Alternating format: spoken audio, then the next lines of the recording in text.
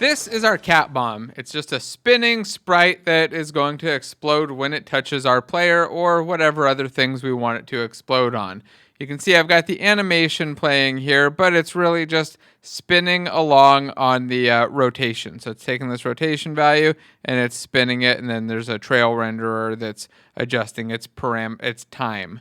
So that's for the trail that you'll see in a moment. So we've got it spinning around. Again, this is just the cat bomb that we're going to set up. Let's go to our project view. Let's go find our cat.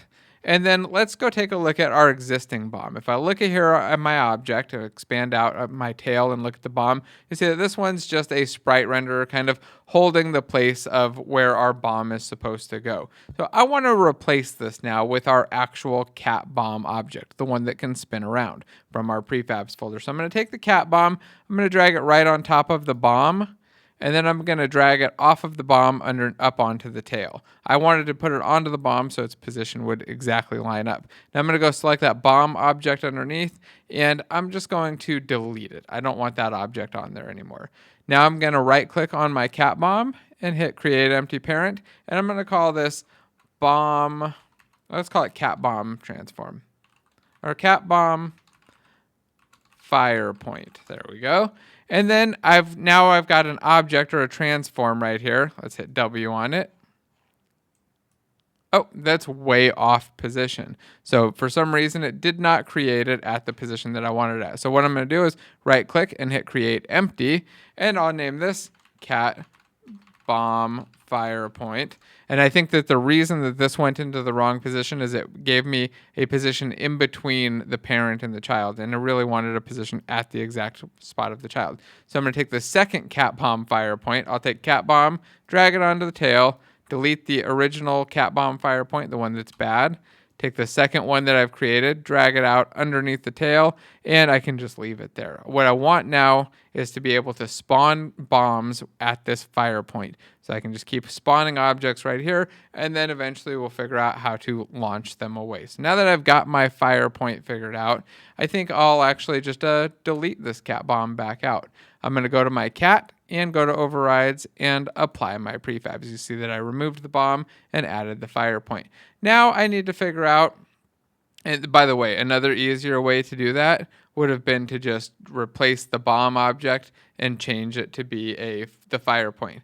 But it was linked up with an animation, and I don't know if that's going to cause other problems, and figured we should show it both ways. So here we've got our cat bomb fire point, we've got our cat. Our cat now needs some sort of a script to deal with launching objects and deal with its cat behavior.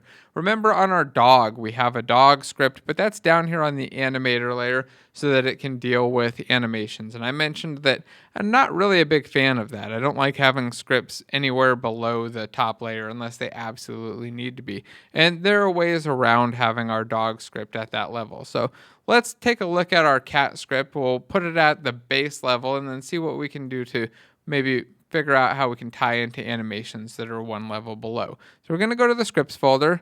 We're going to create a new C# script, and we'll call it cat. We'll attach that to our cat here. And then we're going to open that script up.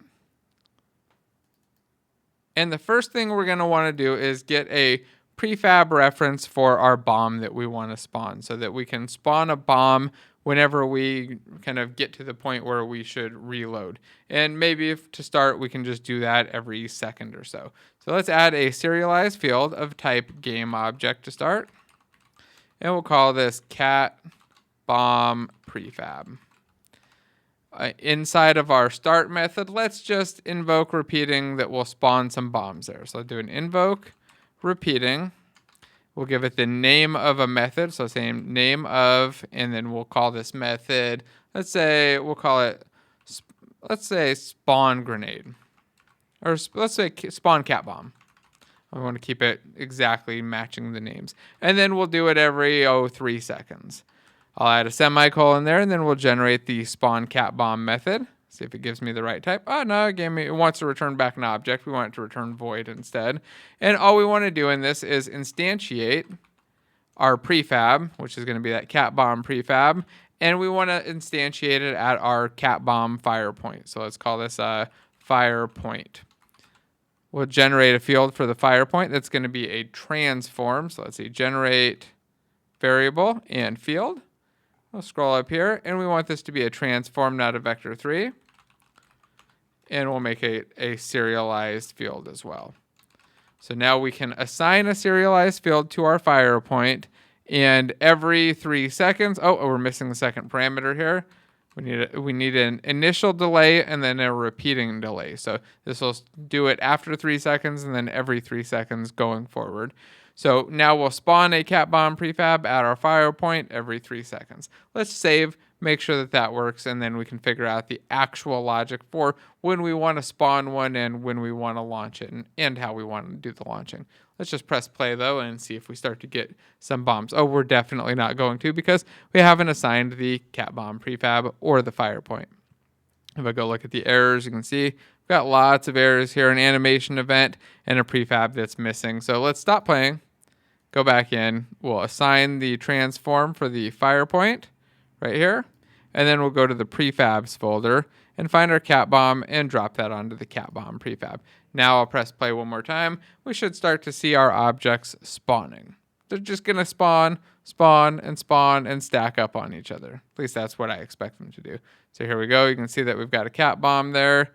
You got a bomb kind of spinning around, twirling. Now there's 3 of them, 4 of them, and there's 4. They're starting to add up. You can see more and more of these CatBombs are appearing on the tail. So the spawning code is working, the object is appearing in the right place, and you can see that it moves and animates with it perfectly, and it just now needs to kind of fire away and launch off.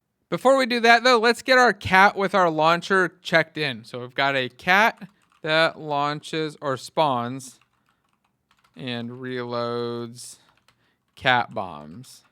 We'll check it in.